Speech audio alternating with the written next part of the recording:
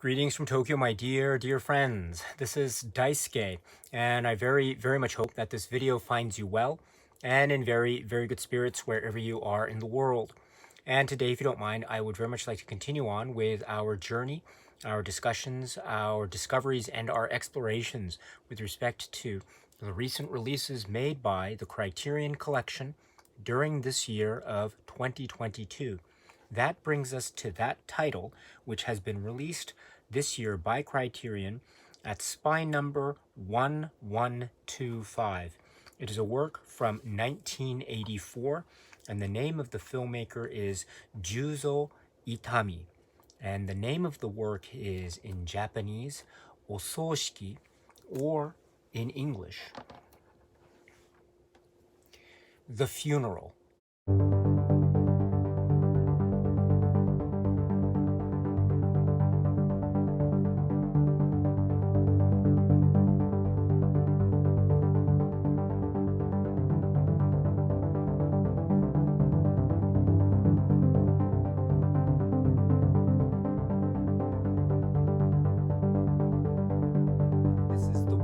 From the year 1984, and it is from the great filmmaker Juzo Itami, Itami Juzo, and who's credited as director and also as writer. And here we have a splendid cast, included in which are, for example, Chishu Ryu and Kin Sugai and Tsutomu Yamazaki and Nobuko Miyamoto and others. And it is this film, which is so many things at once. It can be described as a comedy of manners, maybe a comedy of errors, a drama of manners or a drama of errors, a slice of life example of Japanese living in Japanese society in the context of ceremony, in the context of what might be said to be a sort of rigid structure of outward ceremonial expression on the one hand, while at the same time a reflection of a spirit or an emotion or humanity that comes about or is stimulated or that is given rise to because of various, say, family dynamics and the like, and also this idea of dealing with and comprehending and understanding and coping with concepts of life and death and everything in between. There's so much here. There's so much at stake. There's so much being set forth. There's so much of an expression of humanity that is within the context of this wonderful cinematic expression, which is soshiki, or in English, the funeral.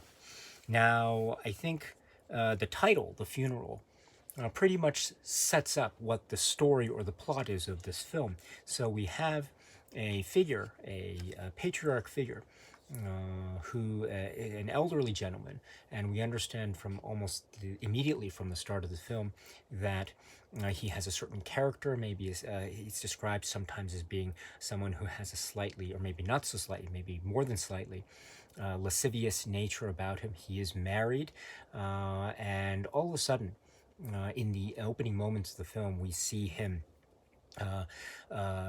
fall very seriously ill, and then we understand that he passes away, and so he dies, and so therefore a funeral is to be arranged, is to be set up. People to attend the funeral will be gathered, and so the process is now afoot. The film is, in essence, about the gathering of the close circle, the close-knit of friends and family, perhaps primarily family members, although there are non-family members that are involved here. And here we have a very, I think, wonderfully lattice type of networking going on here, because we have a wide array of characters, including certain family members, and whether related by blood or by marriage. And so we have coming to the fore, for example, we have the characters of Tsutomu Yamazaki and Nobuko Miyamoto, Wabisuke and Chizuko, respectively. And we have other members coming together, and we therefore see various stages of, say, the process of the funeral in the context of, say, general, quote unquote, general standards of Japanese society.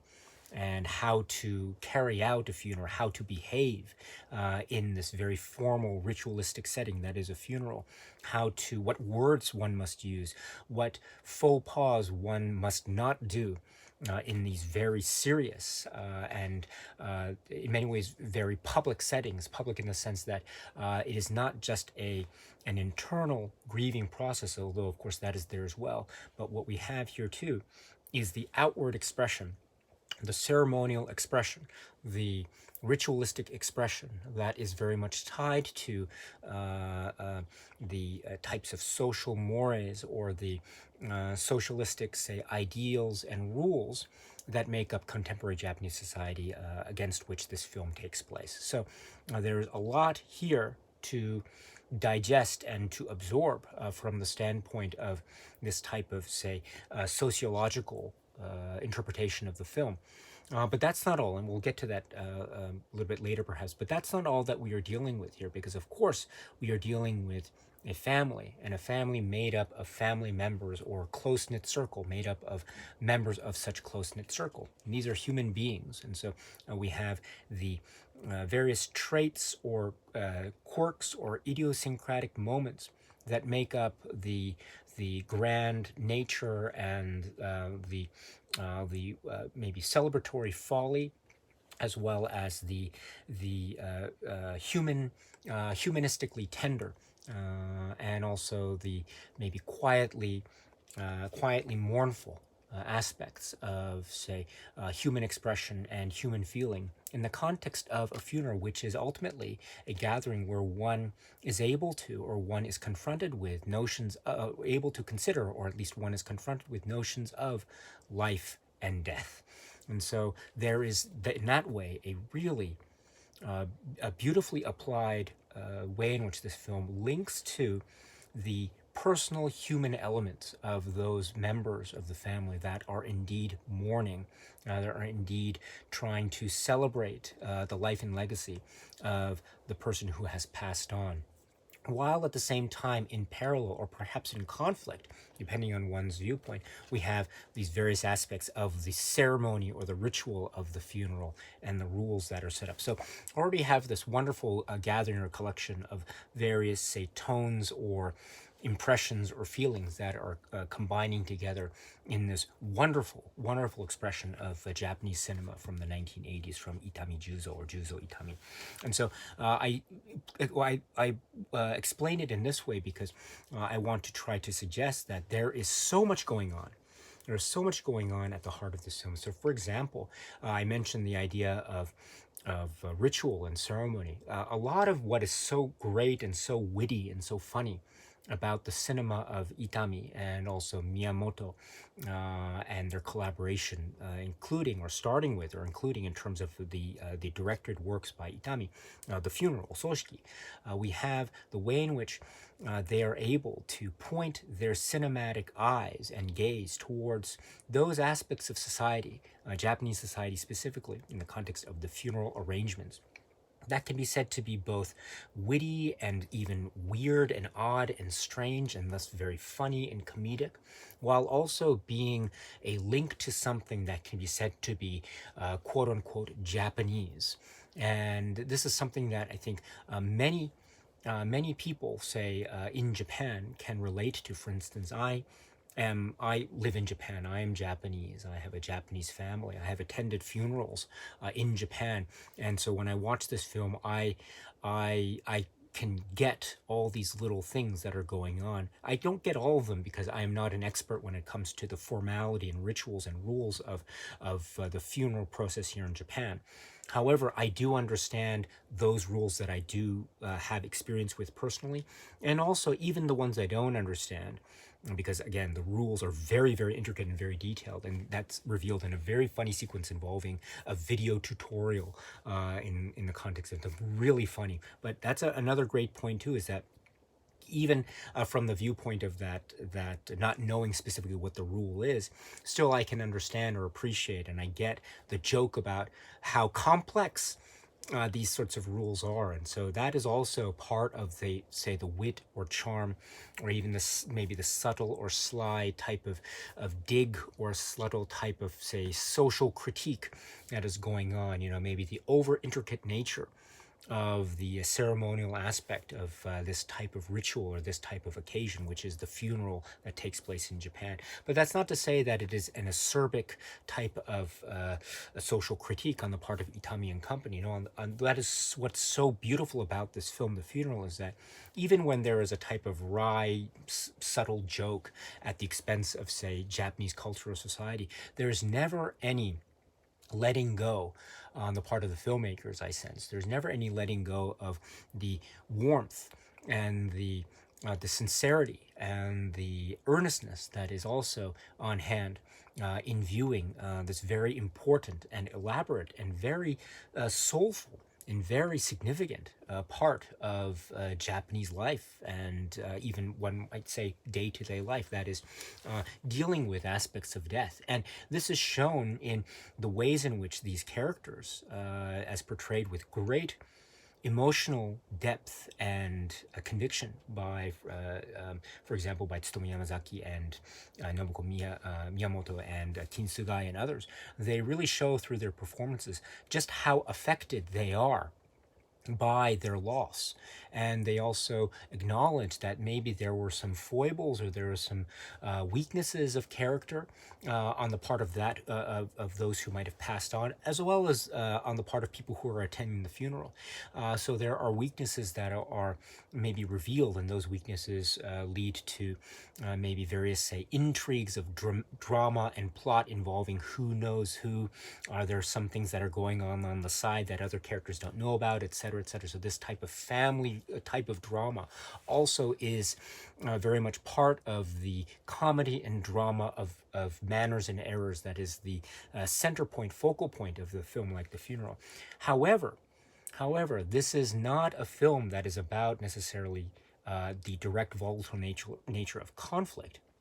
On the contrary, there is this almost serene aspect, even when there is chaos, even when there is something like something maybe about the chaos of money swirling in the wind, or the chaos of maybe a lover that suddenly emerges unexpectedly, or maybe the chaos of not knowing exactly how to handle a specific aspect of the funeral ritual, etc. So even when some kind of chaos or unknown element occurs or arises, that leads to a number of parallel possibilities, comedic, and also maybe a type of wry, sort of maybe wry and sly type of humor, but also there is room for a sincere expression of the earnestness of human emotion that always seems to give so much respect to everyone that's involved. And that is, I think, a real gift, something that gives this film a real heft and a real lift that makes it, I think, so enjoyable as a process. One can smile and one can feel at ease, or there is a sense of peace or serenity, while there is the sense of chaos that occurs or emerges due to, say, the specific dynamics of plot or subplot, or while we are dealing with these very heavy themes of gravitas, namely life and death. And so in that way, this film, The Funeral, I think, is so many things at once. It is a comedy, it is a drama, it is in many ways almost a look into Japanese society through the lens of this idea of the funeral arrangements. And indeed, it's not necessarily a film that is trying to look at everything through, what's the phrase, rose-tinted glasses. On the contrary, that's one of the great strengths of filmmakers like Itami and Miyamoto and etc. Is that they never shy away from showing the absurd, the ironic, the almost the hypocritical that exists here, which I think, but at the same time, there is still, while there is this showing of the absurd, the ironic, the hypocritical, there's also a way that that's being treated by these filmmakers, that is with respect, and also with a sense of warmth, and also with a sense of even kindness. And I really get that, and I love that combination when one watches this film, The Funeral. There's so much of a welcomeness, I think, when one watches this, and so that makes it a very rich and rewarding experience indeed. And I should say in that context, the performances here are so just on point, and just through things like the glance, sideways glance of the look of the eye, or maybe the way in which, say, the character of Chizuko, the Nobuko Miyamoto character, is standing on a swing, and what that means to her, while other things might be happening in the distance that she might or might not be aware of, and the idea of the swinging, and what that might mean in terms of a type of human physical type of symbol on the one hand, while at the same time expressing a sense of serenity and peace. You see it in, say, the visage or the face of Miyamoto, Nobuko Miyamoto. And this is a great example of how effective her performance is. She has a way of showing a sense of sharp intelligence, while also showing a sense of a type of inward introspection, while also showing a real sensitivity towards her elders, towards also her the younger generation, while also showing her own spirit and her own independent will, which I think is such a great rendering. What a great character Chizuko is. Wonderful. And of course, the Tsutomu Yamazaki character provides a great balance, a great point or counterpoint to that. He has also this sense of earnestness, although at the same time there are acknowledged weaknesses in his character. And those weaknesses, I think, serve to maybe poke fun at him, and maybe laughing along with him or laughing at him at his expense. But also at the same time, we see that he too has this streak of earnestness in his human nature that thus makes his relationship with Nobuko Miyamoto's characters so touching. And the family dynamic with the children, it's really quite remarkable. And then I should mention to Kintsugai, if ever there could be said, well, I mean, we have so many points, focal points of the emotional human core that is at the heart of this film, The Funeral. I think one of the key focal points of such human core has to be the performance of Kintsugai. It is heartwarming, heartbreaking. It is very sincere. It's sometimes it has this lovely, appealing, warm quality to it. There's a sense of things are happening around her, because she is in her period of mourning, in a manner of speaking. And so things, the chaotic moments are happening maybe around her, maybe even at her expense, and things maybe she doesn't even know about or is aware of. But at the same time, there is a type of resolute calmness to her mourning, while at the same time there are shows of genuine human emotion that are truly moving and truly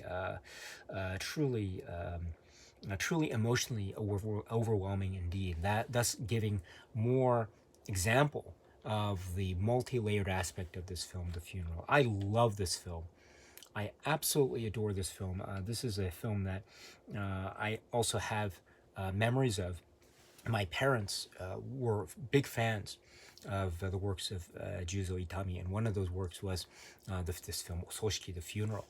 And they loved this film. They had it on VHS, and they played it, and they were just, I remember hearing, maybe I was a little bit too young at the time to see it with them, but I remember hearing from a different part of the house that they'd be watching it on TV or something, and I'd hear them laughing. They'd just be so much into it. And then when I was, some years later, when I was a little bit older, and I too caught up with the film The Funeral, I was very much taken with it. Now, maybe at that time when I first saw it, I wasn't necessarily that I hadn't attended that many funerals in my life, maybe, and so I wasn't necessarily getting all of the things that were happening. But then, as years passed, and maybe eye for maybe based on my own advancing age, and also because of the certain circumstances involving the passing of time, etc. I attended funerals, and I began to, therefore, when I returned to this film, the Itami work, I began to see those details that he captured so well. He and Nobuko Miyamoto captured so well, so brilliantly, and so beautifully. And they have this great touch, one might call the Itami touch or the Itami Miyamoto touch, as to how they are able to show respect for aspects of Japan while at the same time slyly poking fun at it, and also pointing out the hypocrisy while also pointing out the earnest nature of things that are happening. And that is a very, very brilliant way indeed to show aspects of society. It's described, I think, in some of the supplemental materials that we'll talk about later, about how in many ways this is a very kind of Japanese film. I think it's described by Miyamoto in one of the interviews as such.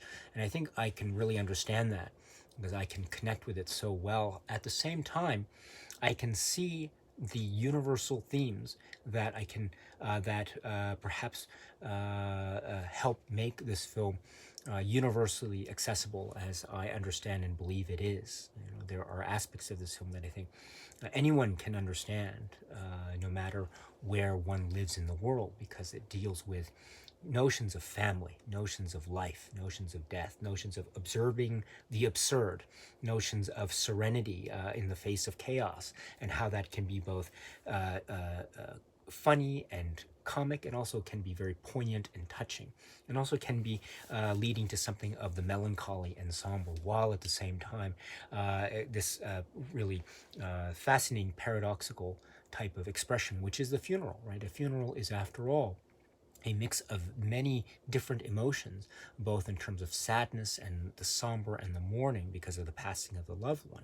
At the same time, it can also serve as a type of celebration of the life of a person. And so there are these highs and lows and everything in between. And I think that is a great way, therefore, to look at and to engage with and to be absorbed by this film, which is from 1984. This is the great work from the great filmmaker Juzo Itami, Itami Juzo, which is this film, Ososhiki, or in English, The Funeral. The Criterion Collection has released this film, Ososhiki, or The Funeral, on this new Blu-ray edition at SPY number 1125. And according to the booklet, which I have taken the liberty of removing prior to the start of this video recording, on the page 36 of this booklet, and it's a staple booklet. Hooray for that, and I'll get to that a little bit later in this discussion. According to this booklet, on page 36, about the restoration, it states, "The Funeral is presented in its original aspect ratio of 1.33 to 1. This high-definition digital restoration was undertaken by Itami Productions at Imagica Entertainment Media Services, Inc. in Tokyo," etc. So we have here this high-def digital restoration, as it's described, with uncompressed monaural soundtrack. And I should point out, too, that I was very fortunate some time back to have I have this already on a Blu-ray. This is a Japanese Blu-ray release, and this is from Toho Visual Entertainment, and it looks to me to be to my my very maybe inexperienced eye, it looks to me to be the same from what I'm used to with this Blu-ray in Japan from a few years back. Incidentally, just in case you're interested, it doesn't have English subtitles here, only optional Japanese language subtitles. And in terms of supplements too, there are the 2 trailers, which are also part of the supplements package as well as part of the Criterion release. So I was very excited when I was able to explore the supplements for the Criterion release, which we'll get to momentarily. So, but in any event, I do have this on this earlier Blu-ray release in Japan. But in that spirit, I love this film, and I love how it looks. I love how it feels. I love how it sounds. And so this is a wonderful opportunity for anyone who is interested in the works of Itami and who hasn't seen The Funeral to check it out. This is a great edition, so please check it out if you can. And in that spirit, too, I mentioned the supplements. Let's go straight to it. This release from Criterion has a bunch of wonderful supplements which are new or which have been maybe prepared by Criterion. There's one in association with the Criterion channel, which is a really great treat. So these are, I think, Criterion related, and as I say, they do they are included here, but they weren't included, say, in any prior Japanese release, for example. So it was a real welcome thing indeed. I was so happy to be able to watch these because they are all brilliant. Now, what are they? The first is a one-on-one interview with the great Nobuko Miyamoto, and this is described as being from 2022. Approximately 26 minutes, and it's given the title Blurring Boundaries, Nobuko Miyamoto on the Funeral. Wow. Wow. She speaks here, Nobuko Miyamoto, who of course plays, she is one of the main, she plays one of the main characters of the film, Chizuko. Now she has a very strong and intimate personal and professional relationship with Juzo Itami, and so to hear, and of course with this film, in the making of this film, The Funeral, so her comments here are extraordinary, and her discussion here is extraordinary. It is really extraordinary. I was so enthralled from the very first second all the way to the end. This is great. This is really good. For example, Nobuko Miyamoto speaks about Yasujiro Ozu, some influences maybe from the works of Ozu. And also she mentions how this is a movie, the film The Funeral is a movie that could be said to be depicting what it really feels like to be at a funeral in Japan. It feels like a real funeral. And she does mention how when she was working and talking with Juzo Itami, prior to the genesis or prior to the creation of this film, The Funeral, there were ideas and discussions had between the two of them. And she was recalling memories of her own life where she attended a funeral, the passing of a close loved one of hers. And so she was then giving these details to Itami, who then, I think, according to her in this interview discussion, decided that this would make a great movie. And so in many ways, and what's so really touching here is that she says here that it's in many ways she doesn't necessarily remember the actual funeral maybe upon which those memories were based, but she remembers the film The Funeral. So in that way, art mirrors life. It's an oft-used phrase, but here I think it's very apt indeed. And so that is very touching and warming. That gives, I think, a lot of prominence and importance and significance to the film The Funeral. Not to say that it wasn't there before, but there is a sense of we are seeing something of the real. And that is, I think, given so much power and depth, especially if someone like Nobuko Miyamoto is saying it. So, wow, well done. And then speaking of that too, she mentions, again, this relationship, this collaboration, this intimate connection between Itami and Miyamoto is so important. And so she gives a little bit of background as to how they met, how they crossed paths, and the career that Itami had and she had prior to 1984 and the directorial debut, in a sense, in terms of feature films and Itami. But meeting, and she refers to him as Itami-san, which I think is such a wow, that is such a poignant detail. And I think it's used here, sometimes one might think that the use of san when speaking one's name, Itami-san, might suggest a sense of distance. But I think here, the way I hear Nobuko Miyamoto speak about Juzo Itami as Itami-san, there's a sense of respect. There's also, in that way, she really respects the memory and legacy of Juzo Itami. So this idea of the use of san, I think, has that loving affection, which I think is so brilliant. There's also something that can be said very similarly about the next supplement. We'll get there momentarily. But this is, what a detail And also talking about raising a family, raising and living in Tokyo and also outside of Tokyo with Itami, and the family life, and also Juzo Itami's own biographical background and his artistic background and the heritage of his own father, and then ultimately led Juzo Itami through many paths in life that ultimately brought him, relatively speaking, maybe relative to other filmmakers, contemporary filmmakers at the time, maybe somewhat later in his own life, but still it brought him ultimately, eventually, to the role of film director. And then this brings to mind an interesting relationship with Ichiroku Tarts, and we'll get to that as well, which is a great supplement here as well.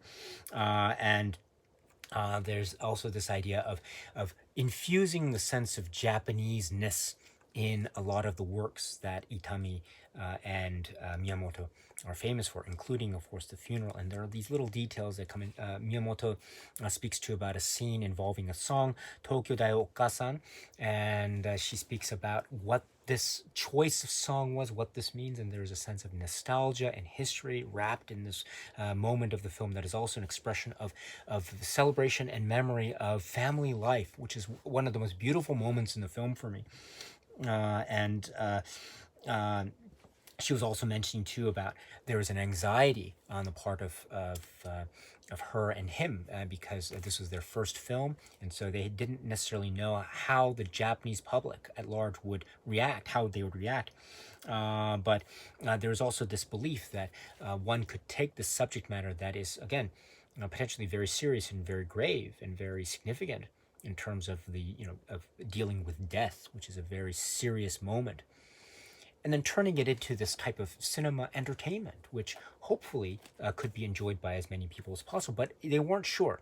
They weren't sure. And so, and I think also she mentions how even Itami himself, maybe in the initial stages of the shooting, maybe there wasn't necessarily immediately so much confidence in him as a film director. Maybe there's a sense of a type of regard towards him or against him, and the like. But and maybe that he was an undeserving artist at the very start. But Miyamoto then acknowledges that as the filming progressed and people really began to see what Juzo Itami was capable of as a film director, then people began to really respect him and follow him and take his lead and turn it into the work that became The Funeral, the film The Funeral. Also, she does mention here too about the participation of their real life son, Manpei, and the scenes that he is involved in, and the work relationship that was had on the set between father and son, between director and actor.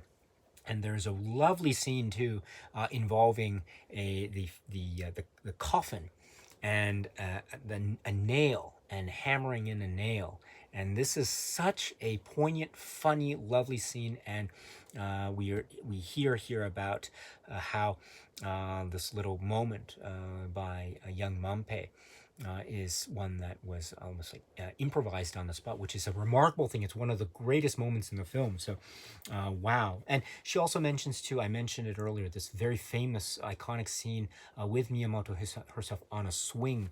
And she was talking here about this idea of freedom and this idea of liberation. And she was thinking too about how she could have chosen a different acting moment, maybe turning it into a sadder or somber moment, perhaps to acknowledge that maybe she understands what is going on with elsewhere in the woods at that particular time. But she chose instead to have a serene moment, which I think is a very great choice because it means that it links to something of the transcendental, something of the peaceful and serene. Wow, what a choice indeed. Also, she speaks about the great scene involving the video tutorial, which I mentioned earlier, and the idea of scripted ritual versus everyday details. This notion of how rigid the rules are of following, the funeral rules on the one hand, and yet human details creep in. When you're kneeling, suddenly your foot gets cramped or your foot falls asleep. So it's these moments where you're trying to follow the rules rigidly on the one hand, and yet human elements, things just unintentionally just come in, and we see how that becomes funny, and that is a great aspect of the comedy here. Wonderful. And then she does speak about the career, the overall correct trajectory and career of her life and her work and her art in this great relationship between her and Juzo Itami. 10 films over 13 years, from the early 1980s here at the funeral to the late 1990s. And what a body of work it is. Truly, truly, what a body of work. And so this, for these and many reasons, other reasons, you've got to check out this one-on-one discussion with the great legend that is Nobuko Miyamoto here, approximately 26 minutes. This is fantastic.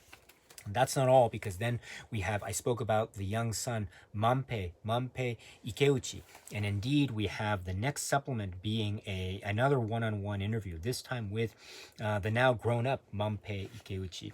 This is also described as being from 2022. This is 15 minutes. The title given here is A Sense of Comfort, Manpei Ikeuchi on the Funeral. And here again, we're reminded that he is the son of Juzo Itami and Nobuko Miyamoto. And so he describes him being asked to participate in the film, and he remembers details of the film, although he says here that he was around 9 years old or so. This would be, he says, Shou-san, which is elementary school 3rd year or so, so around that age. And he talks too about how working on sets, being on the set, being an actor in front of the camera or something here, like in The Funeral or maybe other works, Tampopo, etc. It was just like, it wasn't like he wanted to be a star per se. It was just part of the family life, as a manner of speaking. So that is a lovely thing indeed. So this was just part of the family way. In the household. So wow, what a life that is indeed. They speak too about the place, which is very important, in Kanagawa. That's called Yugawara. It's a really beautiful, famous place in Japan. And also talking about living there, because it was also their home, but also it was a place that they could use and to rely upon in creating this great work, which is The Funeral. One of the great beautiful things about this film is the environment. It's the setting. It is so lovely and rich, and the nature and the wind and the leaves and the woods, and the earth. And the dirt and the mud and the air. This is all so important. And also, he does mention too, much like Nobuko Miyamoto did in the earlier supplement, talking about how this film in many ways is a type of reflection of actual memories of a funeral, which I think is really fascinating, and again serves to show how powerful this film, The Funeral, is in stepping into that. He mentions, it's interesting too here, I mentioned a little bit here about how in prior discussion about how Nobuko Miyamoto referred to Juzo Itami as Itami-san. Here also, in an interesting way, Manpei Ikeuchi refers to Juzo Itami, his father, as Itami-san. There's a moment where he refers to his mother, Nobuko Miyamoto, as Okasan, which means mother. But then, for the most part, he refers to her as Miyamoto-san. Again, the use of the san suffix. It's a show of respect, but also it's, I think, in the context, there is a real sense of type of, this is an artist family, and so there is a very strong relationship in terms of a type of seniority status on the one hand. There's also a sense of respect and deference, and also I think it's a real genuine show of love, family love, because this is a family of artists. So that's what a powerful detail that emerged there. And then speaking of his performance too, he speaks about details about the T-shirt that he wore in one of the early scenes when his character is told about the passing, and then talking about the scene with the hitting the nail, and this idea too about how talking about other films in the Nobuko Miyamoto canon, such as Tampopo, A Taxing Woman, and the like, and also the idea that how Juzo Itami liked to do impersonations of the other actors, so that was a very funny detail as well, and so that, I think that shows a sense of a type of, how should I put it, a type of playfulness and banter. Also, he does mention too how Juzo Itami was very strict on set, maybe as a type of fatherly figure might be in certain circumstances. So that's also very interesting indeed. So for these and other reasons, this interview discussion with Manpei Ikuchi is also so sublime, so wonderful, filled with so much surprises. I saw it so many times, like I did with the Miyamoto discussion. Great stuff. Again, approximately 15 minutes, so please check it out if you can.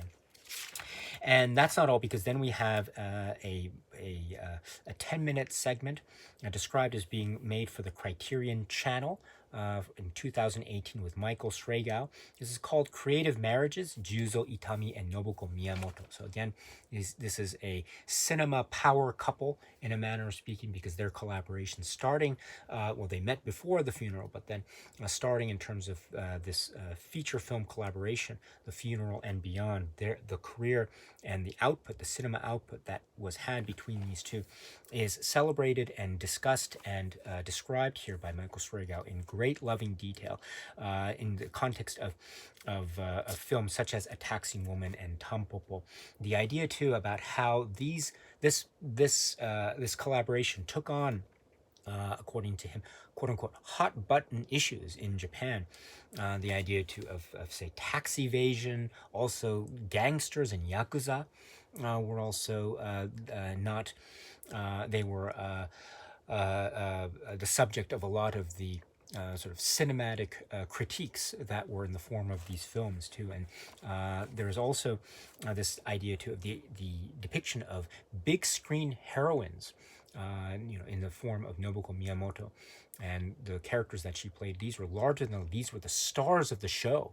And examples like A Taxi Woman and Tampopo, I think, show that really well. I mean, her performance, her characters are the lifeblood of the Itami works. And so that collaboration and the show of force of her method and her style, together with the Itami touch, the Itami Miyamoto touch, well done.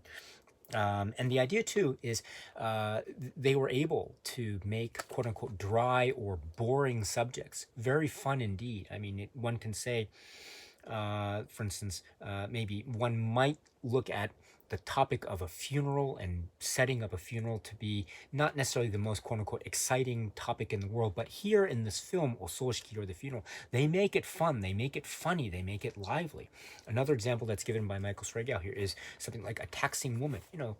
Tax law is not maybe necessarily the most exciting thing in the world to some people, but that film, if you haven't seen it, it's so great. It is so great. So that's a great attribute to the collaboration between Miyamoto and Itami. Also, this idea too of their depiction of women characters, their depiction also of characters that can be said to be very much larger than life. Also, when we're talking about the protagonists of their films, they tend to be outsiders, maybe somewhat on the fringes of Japanese society from a certain vantage point or a certain perspective. But because of that, or despite that, or notwithstanding that, they are still able to hold their own in the magic of the story framing that is the works of Itami and Miyamoto and the like. And so for these and other reasons, you have this great Criterion channel discussion of their collaboration. So please check it out if you haven't already done so. Approximately 10 minutes. And that's not all, because I mentioned to the Ichiroku tarts, which are these sort of sweets or sweet cakes that have a close association with Juzo Itami. And here what we have is a collection of commercials, television commercials from, according to the Criterion Supplements section here, ranging from 1980 to 1996. Yasushi Tamaoki, again, Ichiroku Tart, Matsuyama, and this gathering is totaling 6 minutes. This is so cool. This is so cool. These commercials from Itami show this link, this very close link that he has with something like this, which also in its way can be described as being very quote unquote Japanese on the one hand. Also, there is this almost direct sense of humor that's on display here with these commercials. Also, this way in which he is being very playful, both behind and in front of the camera. You have to remember too that Juzo Itami was also, or is also, an actor. as well as being a film director. So this is so cool. This is so cool. Um, I was this put such a huge smile on my face when I put it on and I watched it. So wow, well done for being able to get these great stuff. And then the supplements then conclude with trailers, two trailers. These are two Japanese trailers that form that are also played very much tongue-in-cheek, very fun, very playful indeed. I should point out too that I mentioned the Japanese Blu-ray.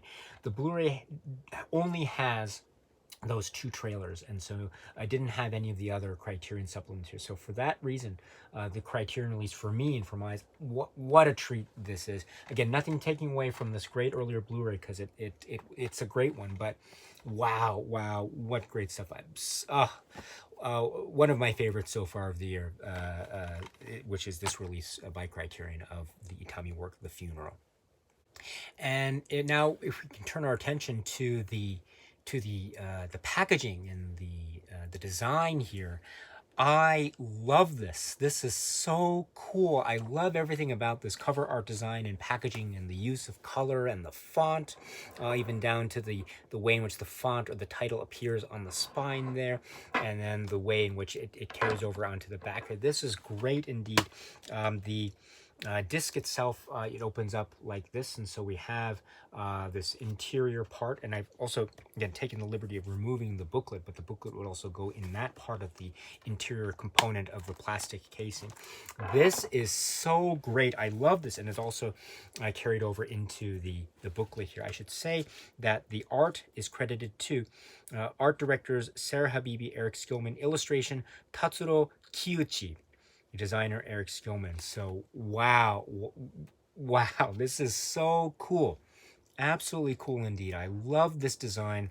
It's brilliant, it's colorful, it's witty, it's clever. It's also very layered and very clever artistic design. Wonderful stuff indeed. And then taking the booklet out here, it is a staple booklet.